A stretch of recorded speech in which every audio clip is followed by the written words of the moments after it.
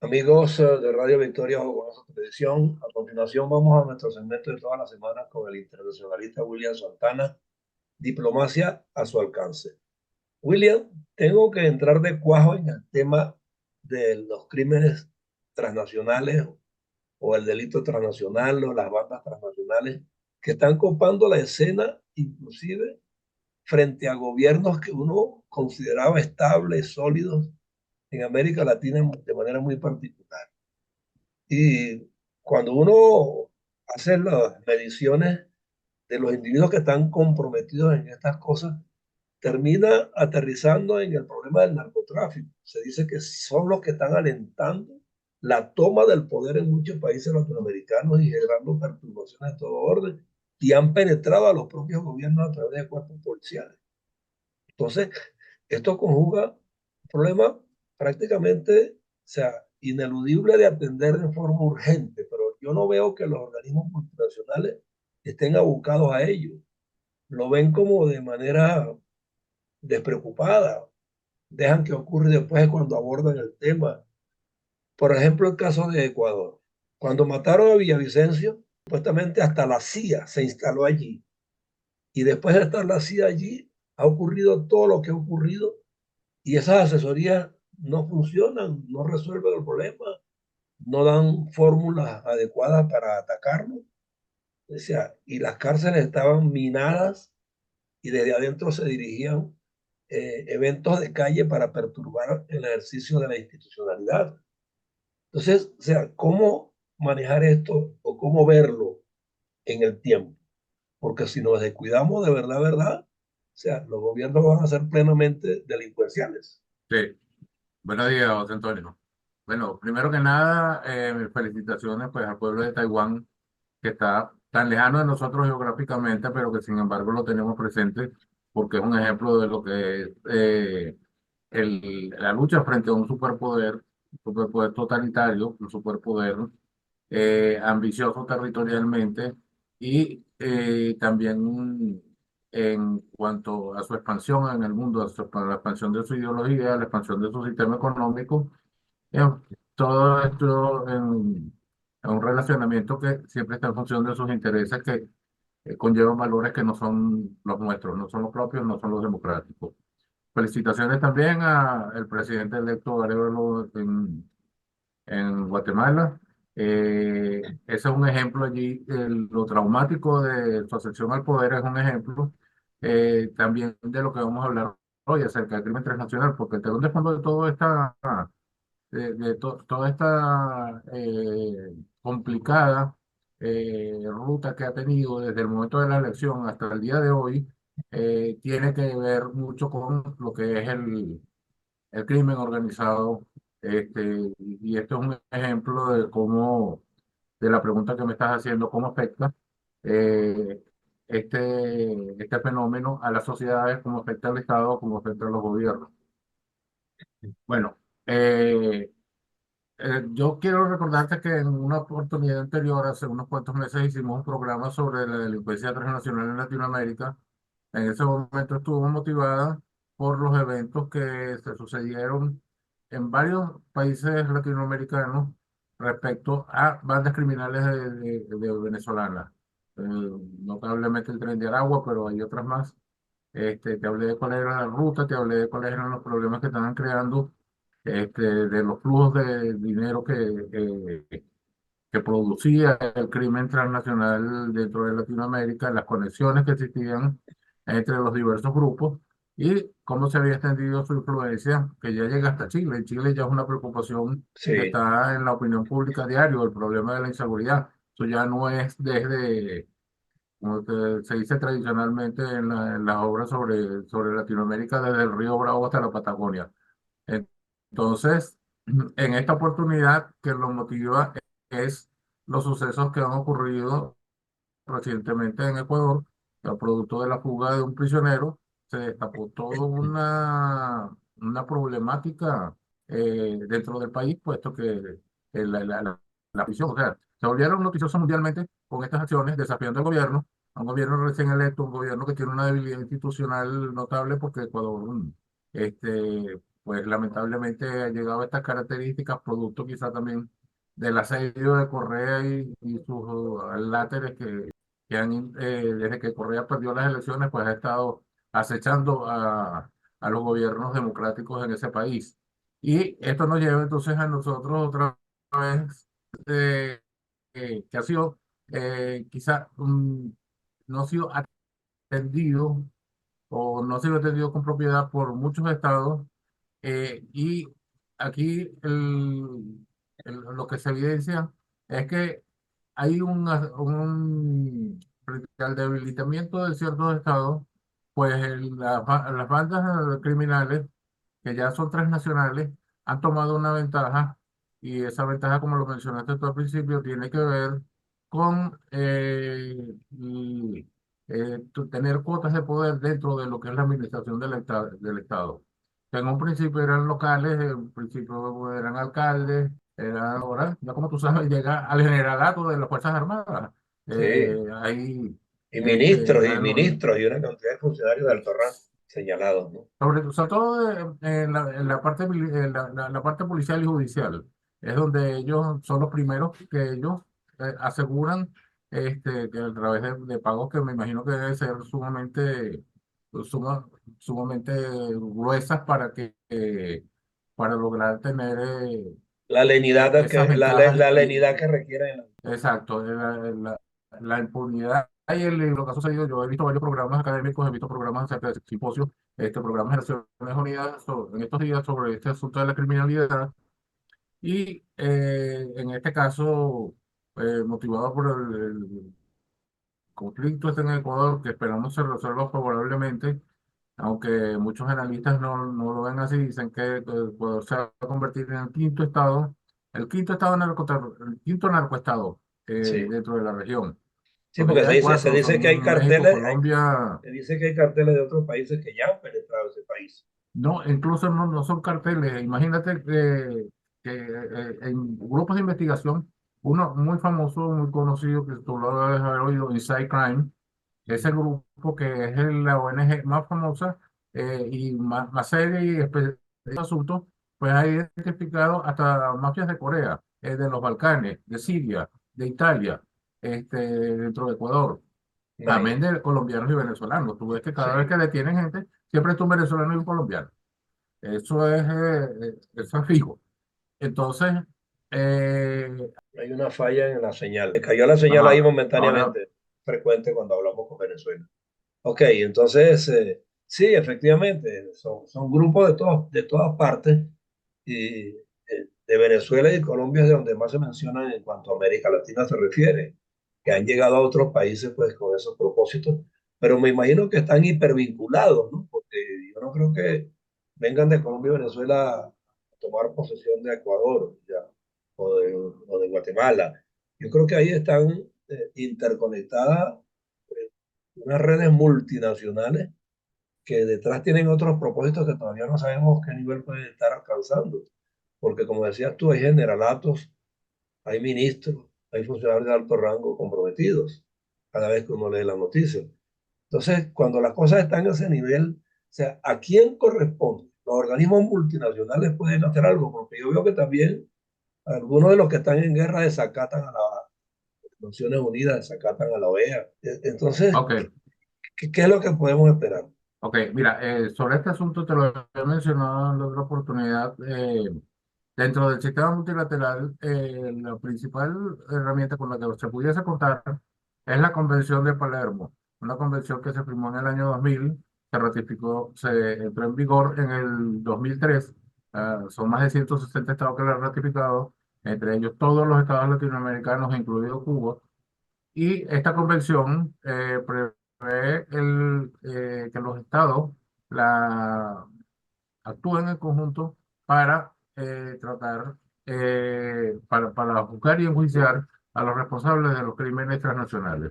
En principio, estos crímenes, la imagen estaba enfocada hacia lo que era la trata de personas, sobre todo la protección de mujeres y niños, pero sin embargo, el convenio es amplio en el sentido de que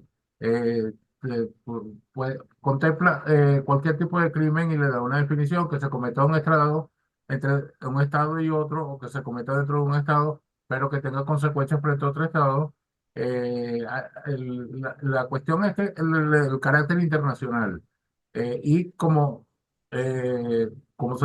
se define, pues también se le trata de dar una respuesta internacional en el sentido de que un estado puede juzgar, procesar y castigar a el nacional de otro estado que sea autor de un crimen donde haya perjudicado su territorio. Por ejemplo, el, bueno, ejemplos son la cantidad de venezolanos que están presos, mexicanos que están presos, cómo se Sí. extraditan. Pero, sin embargo, aquí, cuando se habla en Latinoamérica de cooperación es mucho más discursivo que la realidad. Cuando se habla de la lucha contra el crimen es mucho más discursivo que la realidad. Cuando se habla de integración es más discursivo que la realidad. Y fíjate tú que la integración, ¿quiénes la han realizado? Las grandes bandas criminales, las pequeñas, las que se dispersaron después de la disolución de la FARC y después de Ujú. la disolución de algunos grandes carteles de México. Y en Ecuador está sucediendo en este momento explotar la situación en Ecuador. ¿Por qué? Eh, Porque los Estados Unidos desplegaron hacia el año 2019 su flota en el Comando Sur para, en ese momento se pensaba que era para combatir a Maduro y bueno, hubo muchas especulaciones, pero sin embargo lograron reducir en mucho lo que era el tráfico de drogas hacia Centroamérica y por el Caribe. Entonces, ¿esto qué hizo? Que estos grupos se desviaran hacia dónde? Hacia el lado del Pacífico. ¿Y cuál era el punto más vulnerable allí? Pues Ecuador, los puertos de Ecuador, especialmente el puerto de Guayaquil, que es donde está saliendo la mayor parte de la Sí, droga, exacto. y ya quienes están allí son un conglomerado. Pero para no desviarme de la parte internacional, la, de- del el instrumento, como te digo, más importante que contempla esto, el tratamiento del crimen transnacional, es la Convención de Palermo y tiene una oficina, la Oficina de las Naciones Unidas para enfrentar el crimen transnacional, que funciona, es la coordinadora de ese convenio y los estados son los que lo ejecutan. Ahora, ¿qué es lo que ha sucedido aquí en Latinoamérica? Porque no sé, el resto del mundo no tengo mucha idea, pero pueden ser más o menos tener las mismas características. El caso de Latinoamérica ha sido porque se ha invocado la Convención de Palermo hacia aquellos estados, hacia Cuba, hacia Nicaragua, hacia Venezuela, también en cierta medida hacia Bolivia. Y esto, ¿qué significa? Que son entes gubernamentales, entes gubernamentales no, gobiernos de personas, las que pueden estar acusadas y que pueden caer bajo esa definición. Entonces ya no estamos hablando aquí de un delincuente Común y corriente. común, sino Sí. estamos hablando de políticos que se metieron a delincuentes, gobernantes que se metieron a delincuentes, por eso es que se dice que forman parte del crimen nacional, organizado transnacional, todos estos, los presidentes de estos países porque o han permitido o están ejecutando acciones que se pueden considerar que caen bajo la consideración de lo establecido en este acuerdo. Entonces, quizá eso precisamente es lo que ha impedido que este acuerdo eh, ni siquiera, muy poco se mencione, incluso frente a una realidad tan grave, salvo quien más he oído esto de Sánchez Berzaín, que es un exministro boliviano que está al frente del Instituto Interamericano para la Democracia, pero no, No este, tienen un peso específico en la solución del problema. no se invoca. Y cuando tú me preguntaste al principio que cómo se podía solucionar esto, que fue el tratamiento, bueno, pues mira, ahí está la respuesta. El tratamiento tiene que ser un manejo, siendo que es transnacional, el manejo también tiene que ser intergubernamental.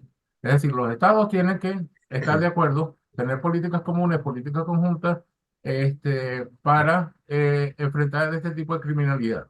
Porque lo enfrentan por un lado y le va a salir por el otro. Ahí está. Perú empezó a expulsar venezolanos allí. Ecuador temió que se le sumaran los venezolanos al problema, pero el problema no salió por los venezolanos, sino por ellos mismos. Entonces tapan un hueco y se abren dos más. Entonces, eso no va a funcionar. eh, bueno, salvo casos excepcionales, el caso de Bukele, porque en pleno Centroamérica lleno de maras, él ha logrado un éxito increíble, pero sumamente criticado por violaciones a los derechos humanos.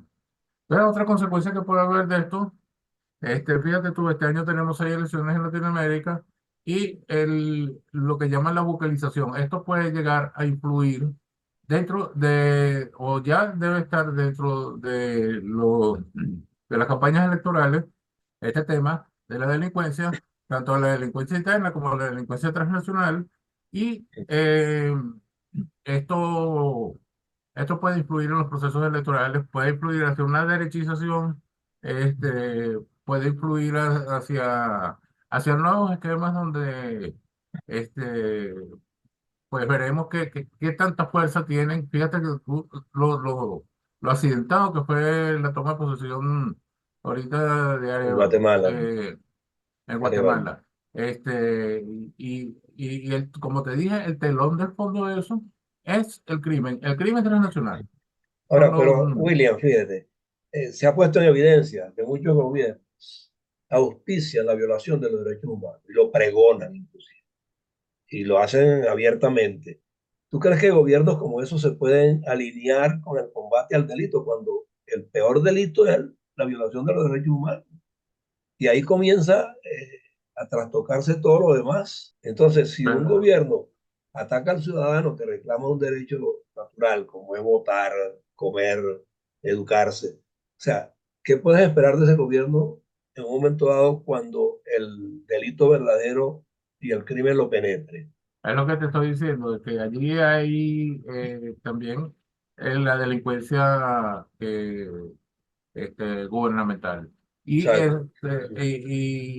eso, ahí hay múltiples ramificaciones, hay diferentes tipos de asociaciones, pero la realidad no es que no se está combatiendo con efectividad ni se está combatiendo con contundencia el delito, sobre todo el del narcotráfico, que es el central, pero es que al lado del narcotráfico viene asociado una No, cantidad hay de de todo. asuntos. Viene la Claro. extorsión, la trata de blancas, la Ah, prostitución, exacto. llevar a la prostitución a niños, la esclavitud. Ya vienen una cantidad de factores asociados y uno de los factores que ha contribuido a eso, es que es lamentable decirlo, ha sido los 7 millones de venezolanos que han salido Ujú. por ser perpetradores o por ser víctimas, Y porque por las dos ya razones, no son 7, son 8 para precisarte, porque eso me dijo ayer la gente del Monitor Mundial de la Diáspora.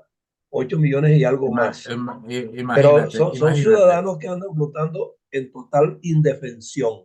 Y si sumas a los no venezolanos de otros países de este continente y de más allá, o sea, son millones de ciudadanos que están en la indefensión absoluta frente a sus propios gobiernos y frente al crimen porque están expuestos a que esos criminales los asimilen y los conviertan también en presas Eso fáciles es de sus desviaciones.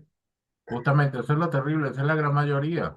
Aunque también, como te dije, también han salido perpetradores de crímenes, también han salido delincuentes, porque fíjate tú, los famosos que se volvieron en Latinoamérica, el Tren de Aragua, un grupo que era focalizado en una zona de Venezuela, y fíjate tú, ya es una banda transnacional.